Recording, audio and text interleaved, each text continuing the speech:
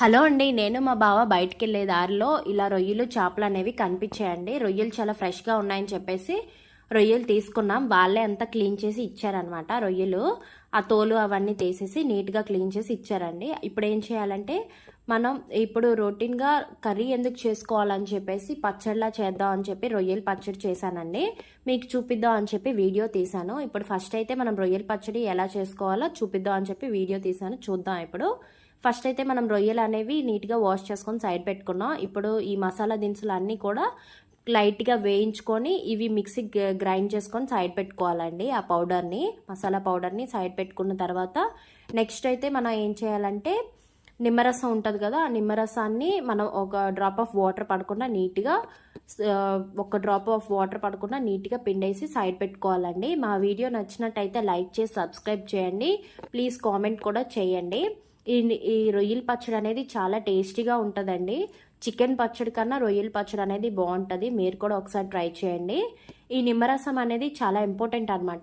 ఈ చికెన్ పచ్చడికైనా రొయ్యల పచ్చడికైనా దేనికైనా సరే, ఎందుకంటే ఫ్లేవర్ అంతా ఇదే ఉంటుంది. సో అందుకే మనం కొంచెం వాటర్ పడకుండా చూసుకోవాలన్నమాట. ఇప్పుడైతే స్టవ్ ఆన్ చేసి ప్యాన్ పెట్టి ఆయిల్ వేసి, ఆయిల్ వేడెక్కిన తర్వాత ఈ రొయ్యలు అనేవి వీటిల్లో వేసుకోవాలండి. ఆ రొయ్యలు అనేది కొంచెం గోల్డెనిష్ కలర్లోకి వచ్చినంత వరకు వేయించుకోవాలి. వేయించుకొని కొంచెం అల్లం వెల్లుల్లి పేస్ట్ అనేది మిక్సీ పట్టుకొని ఇలా యాడ్ చేసుకోవాలండి. కొంచెం అదే గోల్డెనిష్ కలర్ వచ్చిన తర్వాత అప్పుడు అల్లం వెల్లుల్లి పేస్ట్ వేసుకొని అది కూడా కొంచెం కలర్ చేంజ్ అయినంత వరకు వేయించుకోవాలన్నమాట. ఇప్పుడైతే ఇలా వేయించుకున్న తర్వాత స్టవ్ ఆఫ్ చేసి కిందకి తీసుకోవాలి. తీసుకున్న తర్వాత కొంచెం లైట్గా పసుపు వేసుకోవాలన్నమాట. కొంచెం సాల్ట్ వేసుకోవాలి. సాల్ట్ అనేది ఎక్కువగానే ఉండాలండి, ఎందుకంటే మనకు పచ్చడి ఎక్కువగా నిలువ ఉండాలనుకుంటే మనం ఎక్కువగా సాల్ట్ వేసుకుంటాం. ఇది నెక్స్ట్ నిమ్మరసం అవి యాడ్ చేస్తాం కాబట్టి సాల్ట్ అనేది ఎక్కువగానే పడుతుందండి, రైస్లో కలుపుకుంటాం కాబట్టి. ఇప్పుడైతే సాల్ట్ వేసుకున్న తర్వాత ఈ మసాలా పొడి అనేది మనం మిక్సీ పట్టుకున్నాం కదా, దాన్ని కూడా యాడ్ చేసుకుంటాం. నెక్స్ట్ కారప్పొడి కూడా కొంచెం ఎక్కువగానే పడతాయి. అన్నీ కూడా ఎక్కువగానే పడతాయి, ఎందుకంటే నిమ్మరసం యాడ్ చేస్తాం కాబట్టి.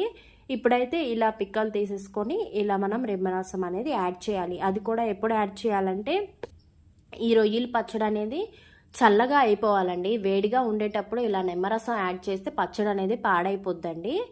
అందుకని చెప్పేసి కొంచెం చల్లగా అయిన తర్వాత ఆ పచ్చడిలోకి నిమ్మరసం అనమాట యాడ్ చేసుకోవాలి. ఇలా యాడ్ చేసుకొని మొత్తం అంతా మిక్స్ చేసుకోవాలన్నమాట. ఇప్పుడు ఏం చేసుకోవాలంటే ఇలా రైస్ వేసుకొని ఆ రొయ్యల పచ్చడి వేసుకొని తింటే సూపర్ ఉంటుందండి. మీరు కూడా ఒకసారి ట్రై చేయండి. మా వీడియో నచ్చినట్టయితే లైక్ చేయండి.